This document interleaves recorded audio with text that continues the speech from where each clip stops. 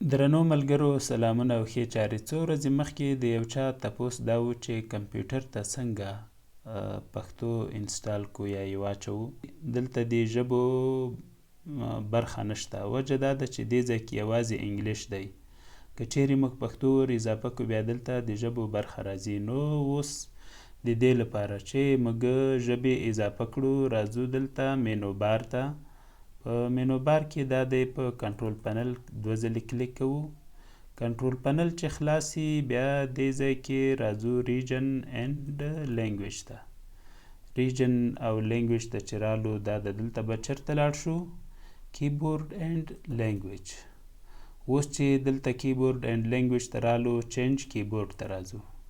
ګورئ دې ځای کې یوازې انګلیش دی. انګلیش دی او نورې ژبې نشته. نو موږ که غواړو پښتو اضافه کړو څه کوو؟ ایډ وایو. کله مو چې ایډ ووایه نو دغسې لاندې راځو ژبې راته پکې راوړي. پښتو خو په پی سره پیل کیږي وروسته ده. نو انګلیش نه ګورئ تیر شو هلته شته ده. رالو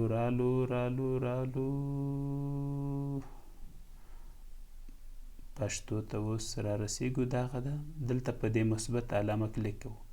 کله مو چې کلیک وکړه دغه باندې هم کلیک کوو. دلته بیا هم کلیک کوو.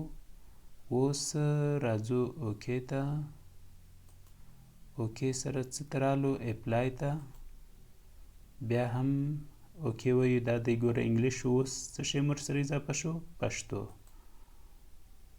ګورئ اوس که دلته راشو لاندې مخکې ګورئ دلته چې و انګلیش نه معلومېده که نه د ژبو برخه نه وه.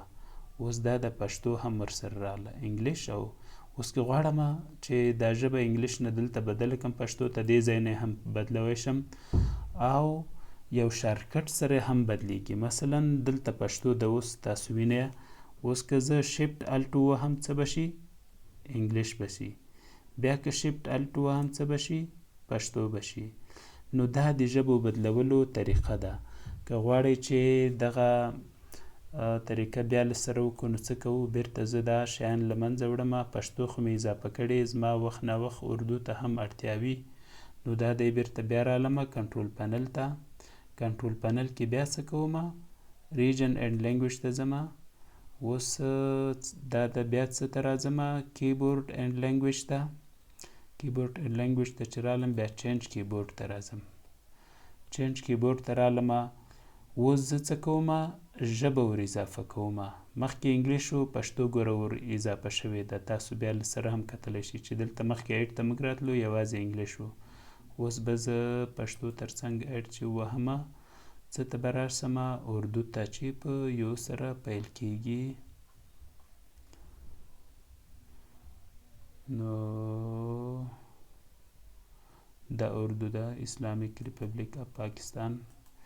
نو دا د اردو ما اضافه کړه. اوکې وهم. اپلای وهم. اپلای چې ونه وهئ بیا هم نه راځي. ګورئ اوس پښتو و اردو هم راله. اوکې مې ووهله.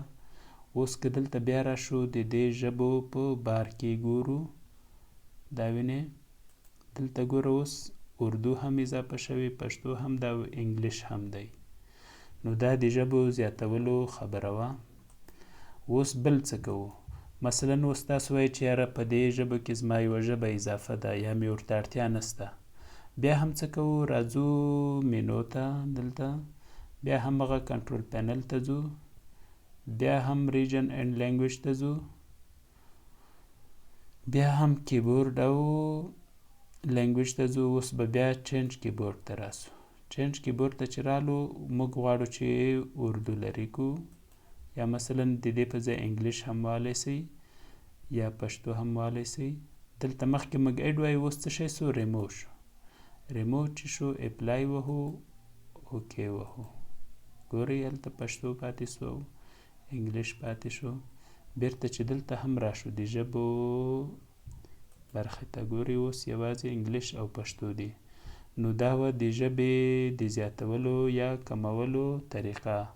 په دې هیله چې پښتو ژبه پرمختګ وکړي او د ټکنالوژۍ په هر آله کې ترې ورځ له بلې کار اخیستل زیات شي. تاسو په پاک الله سپارم. پښتو، پښتانه او پښتونخوا دې ژوندي وي. خدای په امان. ګرانو ملګرو، پښتو لرننګ یوټیوب چینل در سره سبسکرایب او زنګوله کړئ. پښتو زده کړه فیسبوک پاڼه هم خوښه کړئ. زما فیسبوک دی غزانور او ورپسې مې لاندې هم ټویټر دی غزانور. هلته مې هم څارلی شئ. که د پښتو زده کړې په هکله څه نظر، نیوکه او وړاندیز لرئ، زموږ سره یې شریک کړئ. الله مو مل شه.